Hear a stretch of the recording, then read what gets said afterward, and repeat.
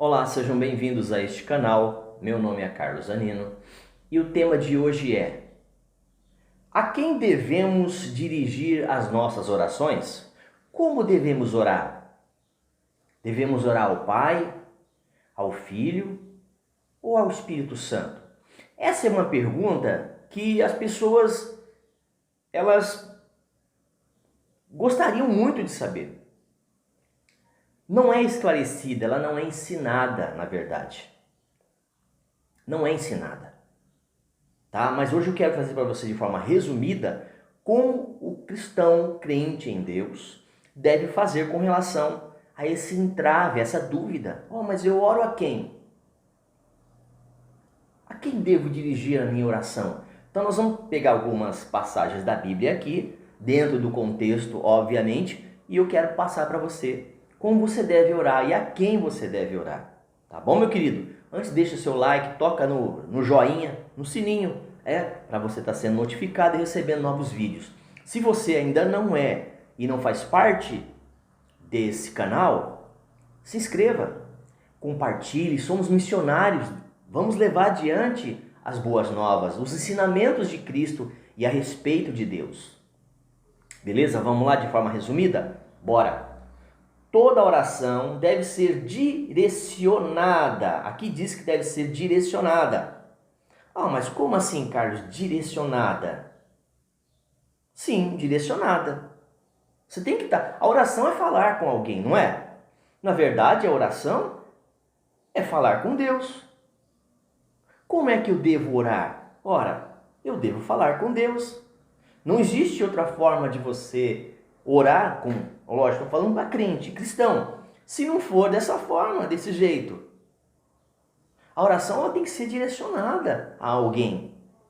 Por exemplo, o católico normalmente, qual que ele faz? O que ele faz? Ele ora a quem? Aos santos.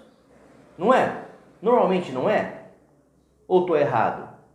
Eles não oram como ora o evangélico, o crente, o protestante, o cristão. Estou dando um exemplo da Igreja Católica. Eles oram aos santos. Eles acreditam, que eles devem orar ao santo, a um dos santos aí. Não sei quantos santos eles têm. 100, 200, 500, não sei. 1000, 2000, 10.000, não sei. Tá? Mas cada lugar e cada região, eles são ensinados a orar, a pedir pelo um santo, até mais de um. Tá? Mas as escrituras falam que não. Toda oração deve ser direcionada ao Deus triuno ou Deus trino, Pai, Filho e Espírito Santo. A Bíblia ensina que podemos orar a um desses três. Depende da circunstância e situação. Eu vou explicar. O salmista diz assim: atende a voz do meu clamor, Rei meu e Deus meu, pois a ti orarei. No Velho Testamento era o Deus Jeová, Yahvé, no Velho Testamento. Jesus ainda não havia chegado, no sentido de manifestado. Ele não havia ainda descido. O Logos de Deus ainda não havia vindo e tomando a forma de homem. Então não se orava em nome de Jesus. Não se orava a respeito do Espírito Santo como se faz no Novo Testamento. No Velho Testamento, o Espírito Santo estava sobre o rei, o sacerdote e o profeta. Estava sobre e não dentro. Porque Cristo não havia chegado, Não era tempo ainda. Então, no Velho Testamento, como é que era feita a oração? Salmista 5:2, no Salmo 5:2. O que eles estavam fazendo? Eles estavam orando ao Deus Yahvé, ao Deus Jeová, ao Deus Iá, conforme a tradução. Tá bom, meu querido? Então, o que faz aqui? O que nós podemos fazer agora no Novo Testamento? Ao Senhor Jesus, oramos da mesma forma que oramos ao Pai, porque eles são iguais. A oração a um dos membros da Trindade é a oração, tem a mesma validade. Porque Pai, Filho e Espírito Santo, eles têm, para você entender melhor, o Pai na criação, o Cristo na consumação do tempo, quer dizer, no meio, na plenitude dos tempos, e o Espírito Santo, o selo de Deus, nos finais do tempo, na noiva, na igreja, para você entender melhor a atuação do Pai, do Filho e do Espírito Santo. Apesar que no Gênesis eles estavam juntos, na plenitude dos tempos eles estavam juntos, nos finais dos tempos eles estão juntos. Entendeu agora? Deu para... Então continua, você vai entender melhor o que eu estou falando. Então, um exemplo aqui, Estevão. Quem conhece essa passagem de Estevão? Estevão foi apedrejado. Estevão era um diácono, é um serviçal, era um servo que servia naquela comunidade. Enquanto estava sendo martirizado, apedrejado, morto por pedras, orou: Senhor Jesus, recebe o meu espírito. Atos dos Apóstolos 7,59. Leia Atos dos Apóstolos 7,59 para você entender melhor essa passagem. Também devemos orar no nome de Cristo.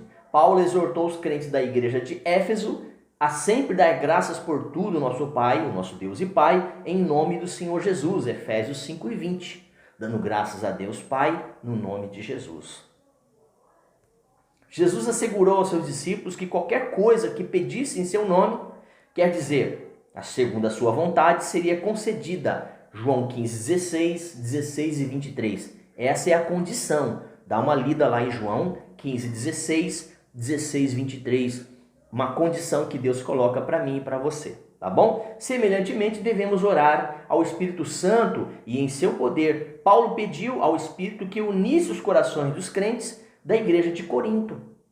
Segundo a Coríntios 13:14. Além disso, o Espírito Santo nos ajuda a orar mesmo quando não sabemos pedir, mesmo quando não sabemos expressar. Devemos colocar a nossa vida e os nossos pedidos para que Ele possa falar através de nós a Deus, o Pai.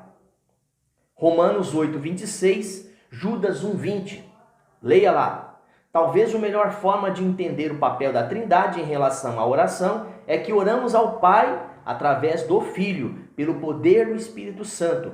Todos os três são participantes ativos na oração do crente. De igual importância é que devemos orar. Algumas religiões não oriundas do cristianismo, encorajam seus seguidores a orar a um panteão de deuses, como eu disse agora há pouco, que infelizmente a Igreja Católica Apostólica Romana tem um panteão,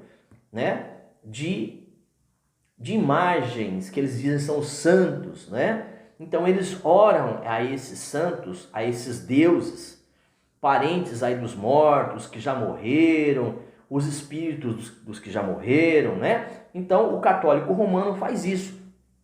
Já o católico apostólico não faz. Porque o católico apostólico é aquele que entende que o direcionamento e a ferramenta aferida é a Bíblia. Que o fundamento são as escrituras sagradas, a Torá, o Pentateuco, as leis de Moisés e a graça de Cristo. Então, quando eu compreendo isso, eu começo a compreender melhor como as coisas funcionam. Tá? Então, os ensinamentos católicos é para que eles orem a Maria e a vários outros santos, como Pedro. Tais orações não são bíblicas, são contra a vontade de Deus e são, na verdade, uma ofensa ao Pai Celestial. Precisamos estudar a natureza da oração com relação aos elementos ou qual devemos nos lidar e nos comportar no nosso dia a dia. Como eu disse no início, depende da situação. Quando eu peço ao Pai, eu peço como Pai, não é isso? Quando eu falo a respeito do Espírito Santo, quando eu falo a respeito de Jesus, normalmente eu falo para repreender o mal, no nome de Jesus sejam rompidas as cadeias, te repreendo, Satanás, em nome de Jesus, então no nome de Jesus. Porque foi ele que na consumação do século desceu, morreu, encarnou o rema de Deus, o poder de Deus. É um nome que está sobre todo o nome, ao qual todo joelho se dobrará e toda língua confessará que ele é o Senhor. Então, o Pai quando eu peço alguma coisa, o Filho é quando eu uso de autoridade para repreender o mal no nome de Jesus. E o Espírito Santo? Ah, que coisa maravilhosa. O Espírito Santo é aquele que você pode chamar consigo e conversar. O Espírito Santo me orienta. Espírito Santo, eu não sei como orar. Me ensina como orar, intercede por mim, fala por mim, toma esta causa. Espírito Santo, me conforta neste momento difícil. Me ajuda, me ensina, me capacita para que eu possa compreender as coisas, não só deste mundo, mas as coisas de Deus, as coisas dos céus.